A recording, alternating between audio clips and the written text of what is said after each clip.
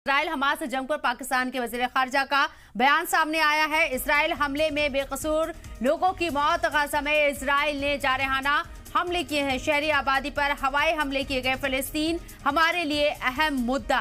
ये बड़ी खबर आपको बता रहे, पाकिस्तान ने अब इस पर अपना एक बयान दिया है। यहां पाकिस्तान के वजीर खारजा का बयान सामने आया है। इसराइल हमले में बेकसूर लोगों की मौत हो रही है। गाजा में इसराइल ने जारहाना हमले किए हैं।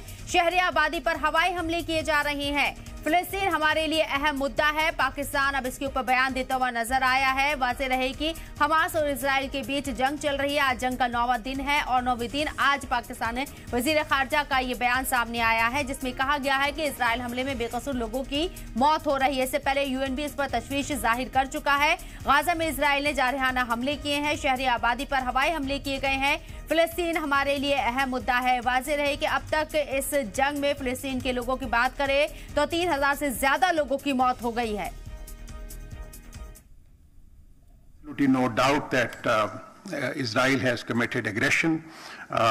They have conducted air strikes on the civilian population, which has resulted in the death of several innocent men, women, and children.